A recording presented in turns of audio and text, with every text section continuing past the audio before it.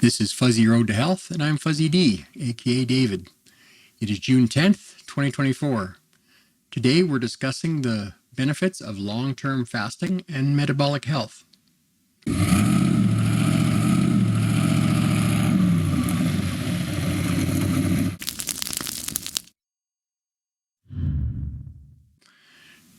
Sugar, carbs, seed and vegetable oils, and ultra-processed foods all wreak havoc with our metabolism. Over time, consuming these foods will cause a whole host of health issues. Chief among these is chronic systemic inflammation and insulin resistance. These two things will lead to a number of possible health consequences. Chronic inflammation is most dangerous to our mitochondria. All the cells in our body contain one or more mitochondria. The primary function of mitochondria is to monitor, repair, or replace our cells. Normally, our mitochondria is very efficient and burns oxygen and ATP for energy. Chronic inflammation, however, stresses our mitochondria and can lead to damage that reduces or blocks its ability to burn oxygen properly. This leads to our mitochondria switching from burning oxygen and ATP to using fermentation to provide the energy it needs. This causes two issues. The first is that fermentation does not provide as much energy, and the energy produced is not as effective.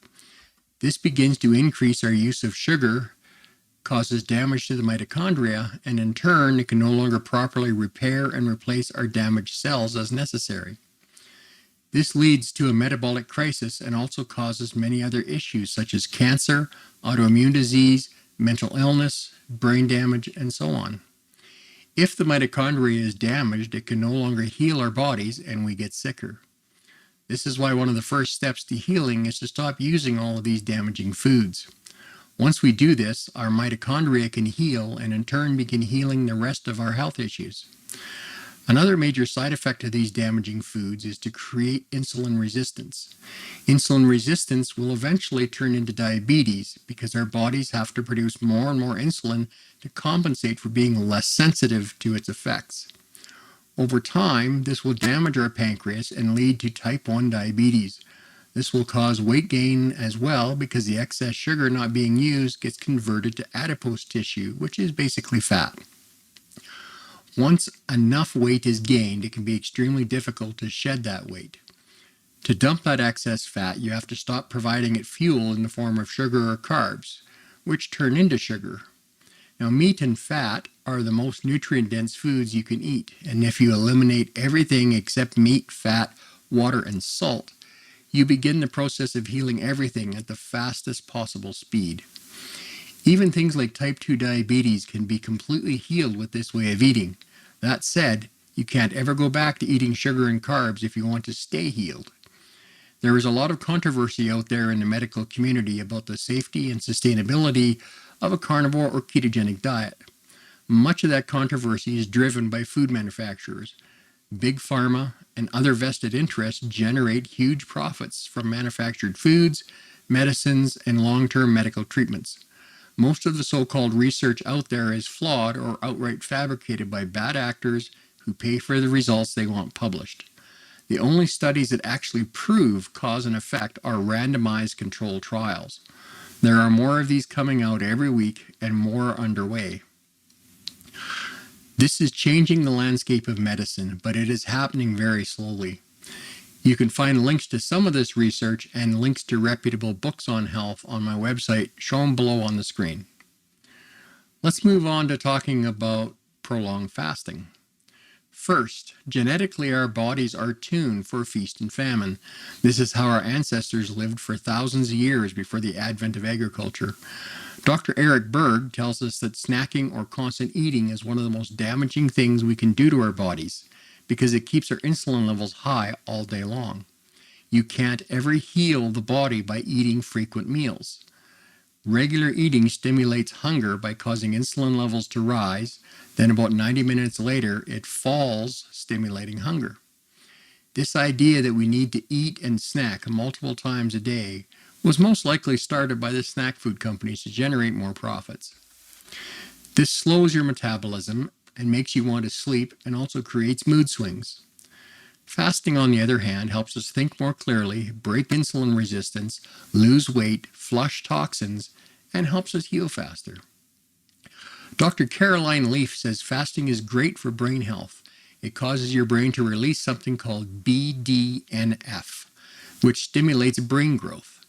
This helps you to build better and stronger memories. It improves sharpness, clarity, and memory. It also causes the release of SIRT1, which improves your ability to focus, pay attention, and remember.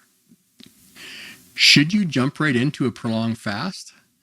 I personally recommend you start slow. Start with daily intermittent fasting. Try going TMAD, or 2 meals a day. This is where you eat 2 meals within a 6-hour window, which gives you a daily 18-hour intermittent fast. Once you've done this for a few weeks and kind of trained your body to switch from glucose energy to fat energy, a longer fast won't cause you to feel weak, have a headache, or brain fog. There are 6 critical things to know about fasting. I'll have a link in the description to Dr. Berg's video on prolonged fasting. Note, you should not do fasting if you're pregnant, breastfeeding, or have anorexia. Water fasting. 1. Only drink water, although Dr. Berg says tea and coffee is allowed, but no sugar or creamer. You may also want to add electrolytes and possibly some supplements if you're deficient.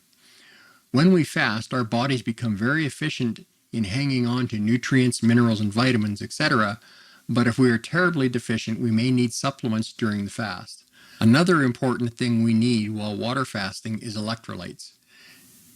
And do not supplement with amino acids. Fasting will jumpstart autophagy and stimulate healing of our mitochondria. It's recommended you drink about 2.5 liters of water per day while fasting. You are releasing tons of poisons, glycogen, and other fluids which need to be flushed. 2. Because your body is dumping so much water and fluids, you need to add lots of electrolytes to your water.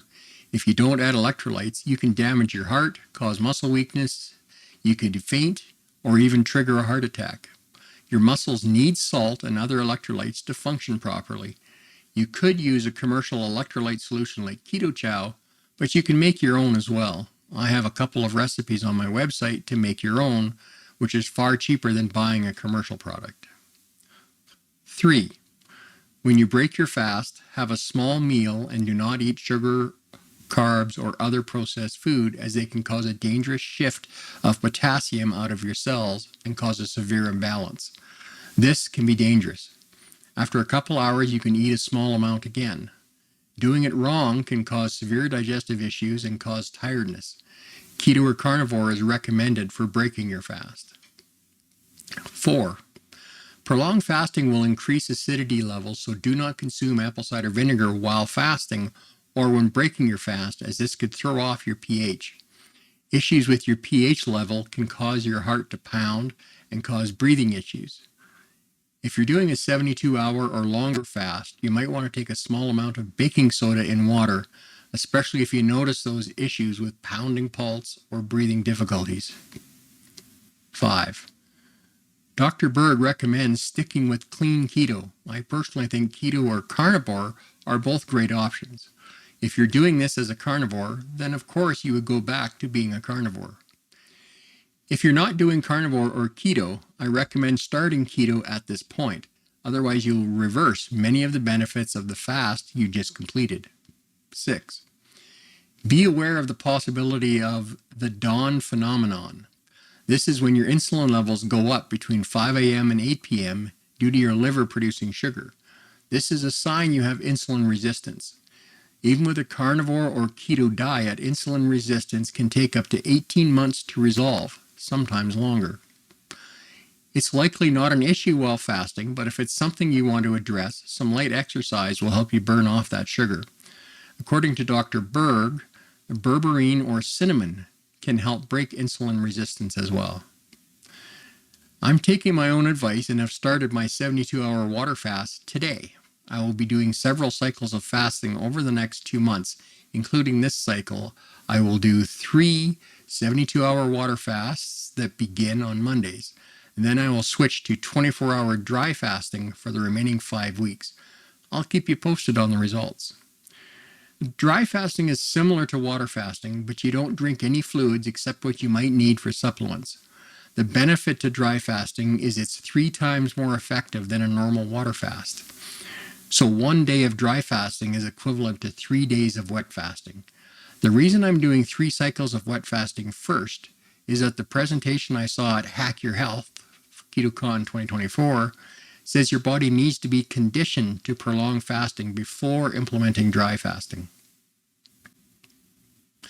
I want to thank you for hanging out with me today. I'm so grateful for my viewers. Without you, my channel would not exist. If you feel I've earned it, please take a moment to like, subscribe, and hit the notification bell so you'll be sure to see my next video. See you next time, my friends.